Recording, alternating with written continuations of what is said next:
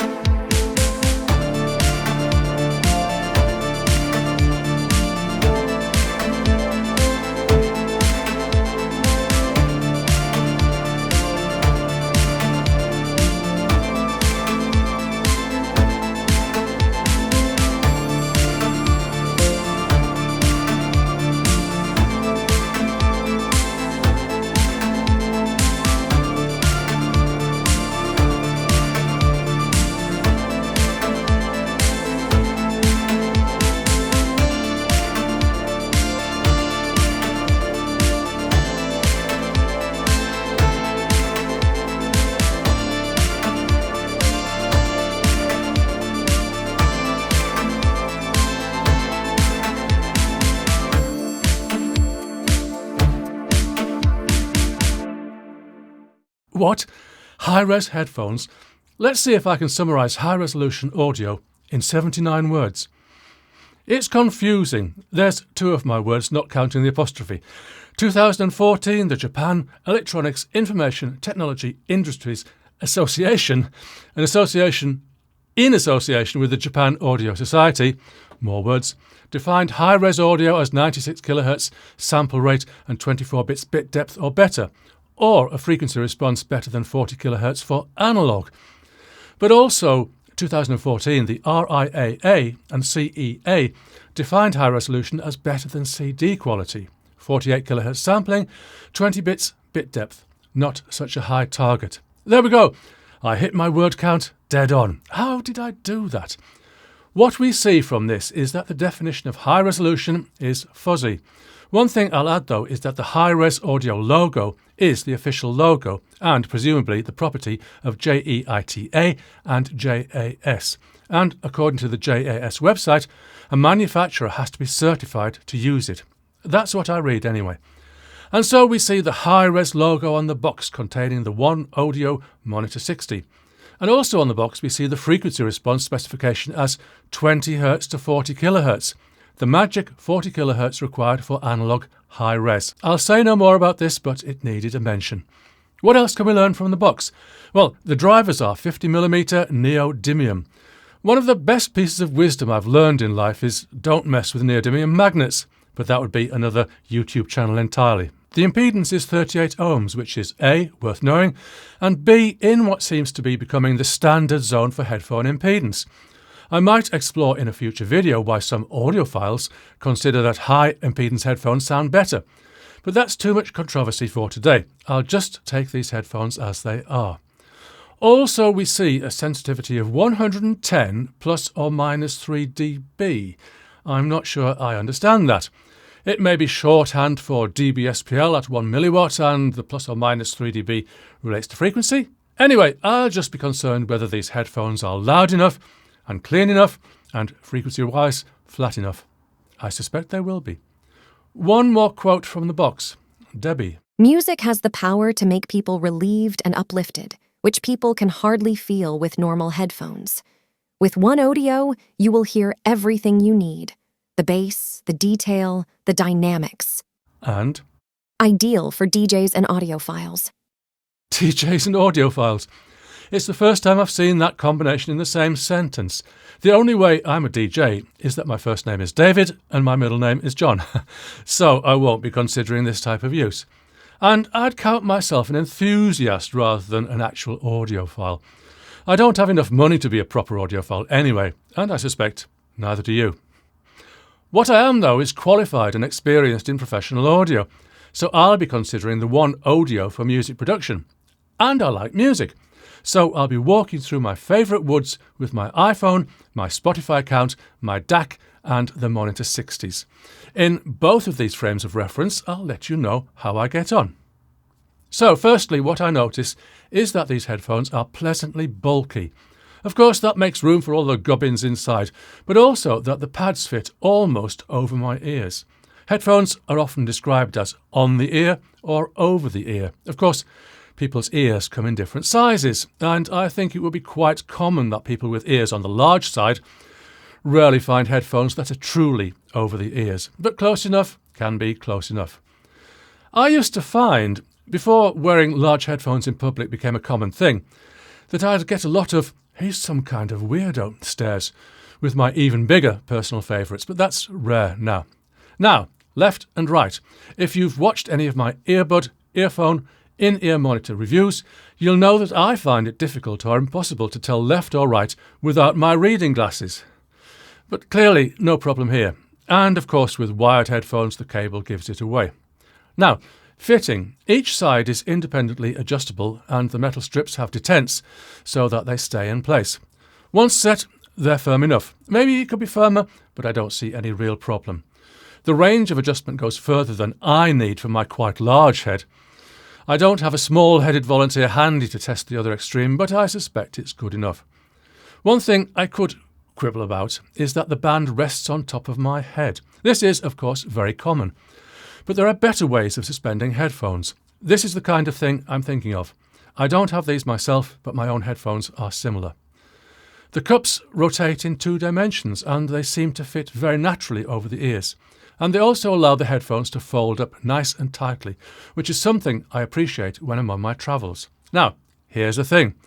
The cable plugs in, either with the curly cable with a 1/4-inch jack at the headphone end, hurrah, which apparently extends to 3 meters, but I didn't fancy testing it to its elastic limit.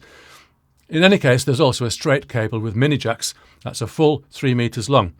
And with mini jack connectors, you could buy any length of cable you find useful. What's good about headphones with connectors is that if you mess up the cable, you buy another one. As a personal for instance, I damaged the connector on one pair of headphones I have, and although I'm normally good at soldering, the wires inside are impossible, well, very difficult, which apparently is quite a common thing with headphones. Look that up if you don't believe me. There's another cable in the box which is mini jack at both ends, and there's a microphone. I guess this works with your phone, but hey, I live in century 21, and my phone doesn't have a jack socket. But it works through my DAC. I didn't expect that. The Sherlock Holmeses among you may have noticed that you can plug into the Monitor 60 with a 1/4-inch jack or a mini jack. This means there's a spare socket either way. OneOdio says this can be used to share a source between 2 pairs of headphones. So, of course I wanted to test this, but I couldn't. The mini jack connector on the Monitor 60 is too deeply recessed, and I couldn't plug my headphones in.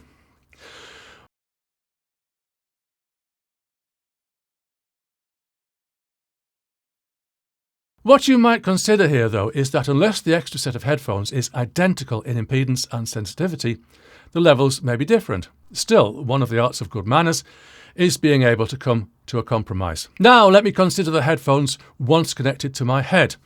Like most headphones, the band is springy and the cups clamp against the head. I found the fit firm and not too tight, though of course those with bigger heads will find them tighter, smaller heads will be looser. The headphones, not the heads. The adjustment might compensate for this, but I don't have any way of taking a precise measurement. The ear pads, looking like leather but probably not, are very comfortable. Isolation from outside sound isn't something that really concerns me, but compared to my own headphones, the isolation of the Monitor 60 is clearly better. So what about the listening experience? As always, this is massively subjective, and I'm not going to bother you with audiophile gibberish. What I will do, however, is show you the frequency response direct from OneAudio's website. Now, if we test an amplifier, the response will be flatter than a ruler right across the frequency range. With loudspeakers and headphones, we have to accept that things are never going to be as perfect. So the interesting features we see here are an elevated bass and a weird spike just below 7 kHz. Comparing the Monitor 60 with my own headphones, which according to charts I've seen, have a very flat response from around 70 Hz to 2 kHz, this bass is definitely elevated, and I can hear that clearly. It's worth remembering that bass response of headphones also depends on how they fit around the ears. So it isn't just the headphone I'm judging, it's the shape of my ears. No problem if you're listening for pleasure. I suspect that many people will like it. Listening for production, well, more bass in the headphones will encourage you to put less bass in your recordings, which isn't so good. But a wise producer would always check with reference material, and it's perfectly possible to work with a frequency response that isn't quite the best. Now, that spike. It's usual for headphones to have wobbles in their frequency response at high frequencies. But what we hope for are smooth wobbles. This looks like a resonance of some sort. Having said that, it's about 3 dB up on 1 kHz. I don't like the look of it, but I can't really say that I can hear it on music. One thing I like to try in production is turn things up and see what's making me want to turn it down again. I might make a video on that because it's a simple and useful technique. So with headphones, it's also tempting to turn up the volume. Compared to my own headphones, I could reach around about the same level before I wanted to turn them down. This tells me that the Monitor 60 is clean compared to my headphones, pretty much the same. This is all subjective, of course, but this is how it sounds to me. So will I use these headphones? I'm going to say probably no. I'm getting more bass than with my regular headphones, and I prefer it less. Also, the Monitor 60 clamps more tightly on my head. Probably no different to other similarly designed headphones, but I prefer less of a squeeze. Also, it's a funny thing, and very subjective, but somehow I feel that my ears can't breathe, and that if it's a warm day, they're going to sweat. I've used that word subjective many times, and I'll use it again here. What isn't subjective, however, and I've kept this to the end of my video, although you might know it already, it's the price. With high-end headphones easily reaching into the $1,000 and more price zone, as of today, the Amazon price for the Monitor 60 UK is £85.99 and USA $79.99. As of today, so prices may change. These are not expensive headphones. I hesitate to use the word cheap. I'll say value for money. So that's it. OneOdio sent me these headphones, but there's no other payment from them. So I can say what I like, and I've said it. See you soon.